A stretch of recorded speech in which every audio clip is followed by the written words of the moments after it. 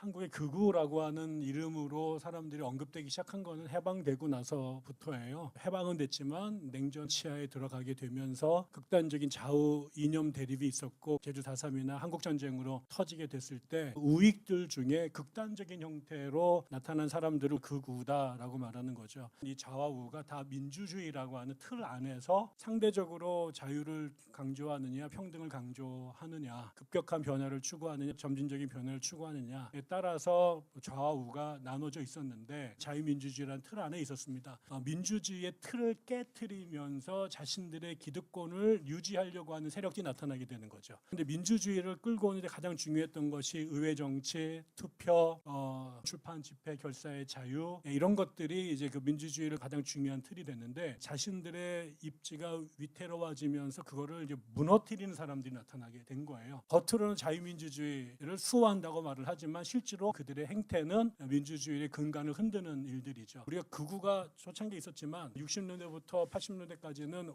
우파 정권이 지배적이었고 그렇기 때문에 극우들이 나타나서 활동할 필요가 없었습니다. 그들의 세상이었으니까. 근데 이게 김대중 그다음에 노무현 대통령 오면서 기득권이 무너지기 시작을 했을 때 광장에 나서서 파격적 행동을 하게 된 거죠. 노골적으로 표현이 나타난 게 2018년 정광훈 현상의 출현이었고 정광훈의 2018년부터 문재인 정권의 퇴진을 요구를 하고 12.7 차별금지법 반대하는 운동으로 표출이 되고 그 다음에 윤석열의 비상계엄으로 맞고 윤석열의 계엄을 지지하면서 서부지법을 찬탈하는 이런 행동이 벌어졌을 때 비상계엄을 옹호하게 되고 그 임피치먼트에 대해서 반대하면서 법원을 부정하게 되고 이런 일들이 정광훈을 중심으로 한 보수 기독교인들 안에서 터져 나오게 되면서 극우로 주목을 받게 된 거죠. 극우 현상 가장 중심부에 기독교인들이 있었다라고 하는 거죠. 극우 기독교 이제 문제가 되면서 한국 사회에서 미운 오리 새끼로 한국 교회 전체가 이제 끌려가게 되는 현상들이 이제 벌어졌다고 극우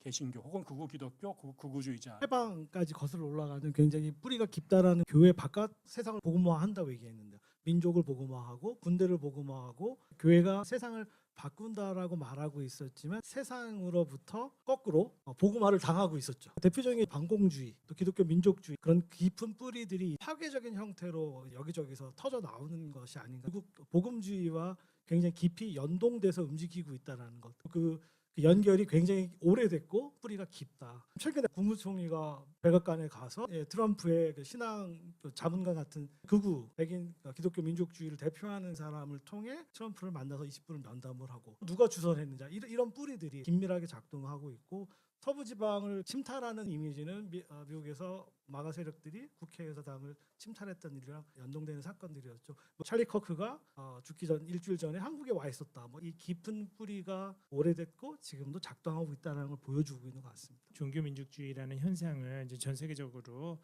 살펴보려고 하는 컨퍼런스를 했는데 단지 기독교만의 문제가 아니라 범종교적으로 나타나고 있는 현상이라는 것을 알 수 있었습니다. 정치적인 우파들이 있고요. 종교적인 우파들이 있는데 파시즘에 가까운 종교성을 가진 우파 그룹들이 정치적인 우파 그룹의 연료가 되고 땔감이 되고 이들의 정신적인 지주가 되는 역할을 하면서 정치적인 우파가 큰 세력화되는 것에 일조하고 있는 게 미국에는 기독교가 하는 일이고 다른 상황에서는 다른 종교들이 하고 있는 일이라는 것을 알게 됐습니다. 실감하게 된 사건이 2016년에 콜롬비아에서 내전이 있었고 서로 죽고 죽이는 상황 속에서 평화 협정을 맺기로 평화 협정을 위한 국민투표까지 실시를 했습니다. 충격적이고 당황스럽게도 그 투표 결과가 평화 협정이 부결이 돼 버렸어요. 너무 이해가 안 되는 거죠. 그렇게 갈망하던 평화가 드디어 이제 눈앞에 왔는데 그렇게 된 이면에 우파들의 농간이 있었다는 거죠. 단순히 콜롬비아 내부에서 일어난 일이 아니라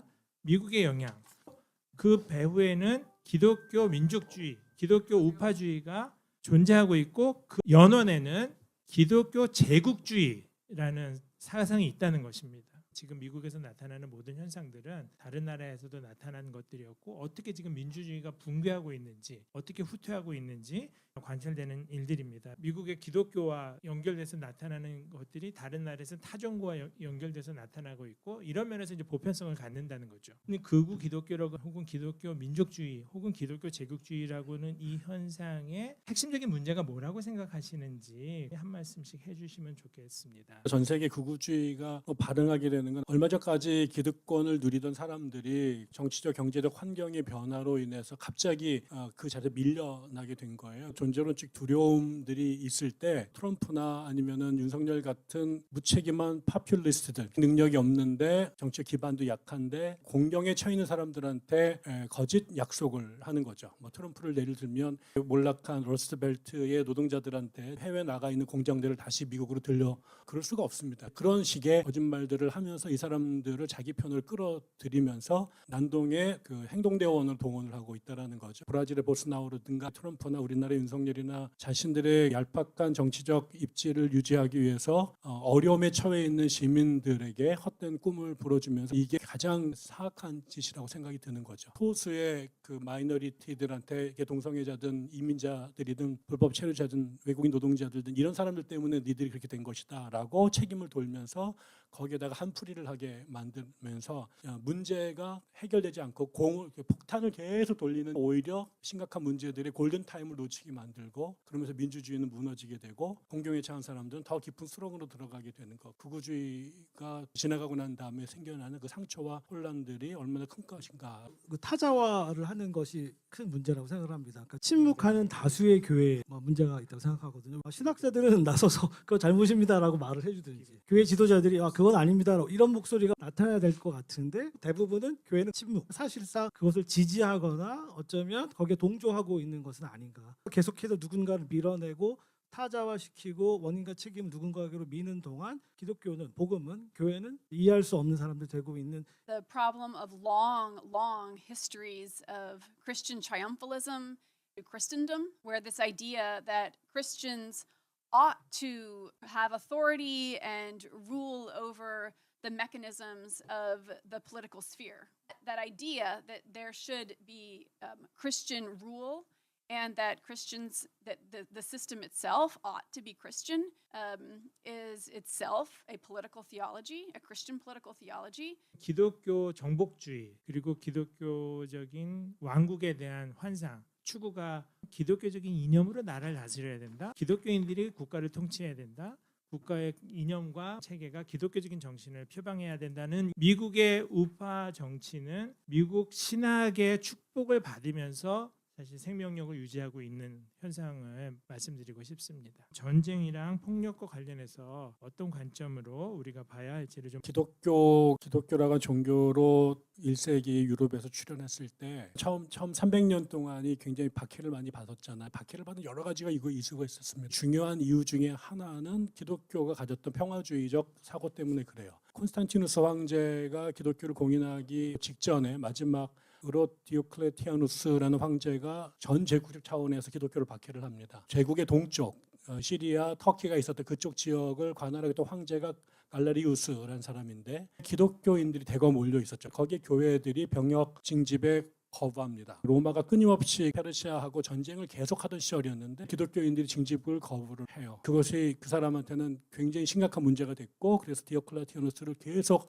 압력을 넣어서 기독교인들을 족치게끔 만드는 일들을 초기 기독교인이 당했던 박해의 가장 큰 요인 중에 하나는 전쟁을 거부했던 정신 때문에 그래요. 콘스탄티누스는 전혀 다른 전략을 하죠. 기독교를 공인해 줍니다. 군사령관의 자식으로 태어나서 전쟁을 거듭하다가 로마를 점령했던 군인 출신의 황제가 되죠. 그 사람이 십자가 마크를 방패와 투구에다가 쓰고 싸워서 이기게 되고, 이 사람이 기독교인이 되고 난 다음에 전쟁을 없앤 게 아니라 전쟁이 교회 안으로 자연스럽게 돌아오게 됩니다. 교회사에서 가장 무서웠던 것은 박해가 아니라 콘스탄티누스의 기독교 공인인 거죠. 전쟁을 반대했던 기독교가 교회의 참모총장 교회 출석하기 시작하게 되면서 제가 강대상에서 전쟁을 반대하는 설교를 하기가 매우 어려워지는 이 상황이 벌어진 거죠. 크리스텐덤 체제는 자신의 정치적 목적을 달성하기 위해서 군대의 힘을 빌리는 게 자연스러워졌고, 그게 결국 십자군 운동으로 이어진 거죠. 교교가 있던 루터도 칼뱅도 종교 전쟁으로 이 문제를 해결하려고 하게 됩니다. 저항의 목소리가 처음으로 나온 게 메노나이트고 그 다음 세계의 퀘이커들이었던 거죠. 자유교회 운동이잖아요. 국가교회 시스템을 거절한 거예요. 교회가 국가의 힘을 얻어서 종교적 기득권을 획득하게 되는 순간에 신앙을 신앙대로 실천할 수 없게 됐다는 걸 안 거예요. 기독교인이 기독교인으로 실천하기 위해서 제일 먼저 해야 될 것이 국가의 혜택과 보호로부터 물러나는 거예요.